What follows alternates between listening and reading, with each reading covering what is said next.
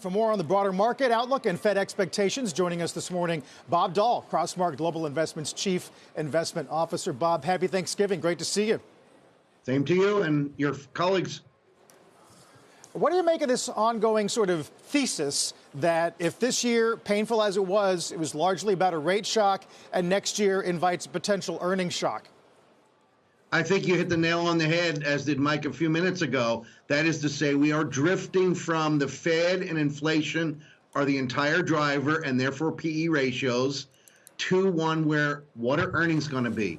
The impact of the fastest rate increase in history, we don't know it. Monetary policy has long and unpredictable lags, and so the slowing in the economy is still in front of us. We don't know. We're going to skate through with a soft landing, a mild recession, a deeper recession. It seems to be earnings estimates are too high and they have to come down. That's going to be the story we deal with, at least for the next few months.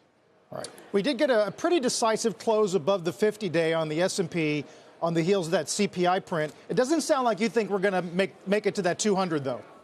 Yeah, I think 200 will be a resistance as it was last time. As you know, Carl, we kind of went up and kissed it and then backed off.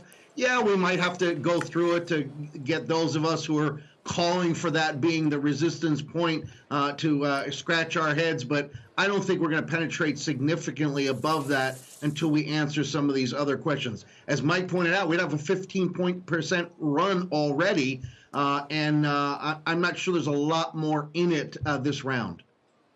Bob, there's no doubt about it. And anybody who says we have to wait for the market to kind of prove that, in fact, there's a trend change is always going to miss the first 20%, right? That's just by definition how it's going to work. So nobody's trying to pluck the exact top or bottom. But what is interesting to me is the level the market is at, which is pretty much up versus 6 months ago. And 2023 S&P 500 earnings forecasts are down $20 over that period of time. They were above 250. They're around 230. It's not as if the world has been oblivious to the weakening picture. And I wonder what the interplay is there between, look, we've tried to price something in.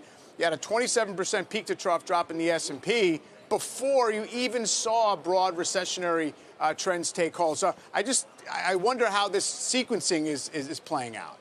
Yeah, good observations. Look, the market knows a lot of things before we do, as we found out over the years.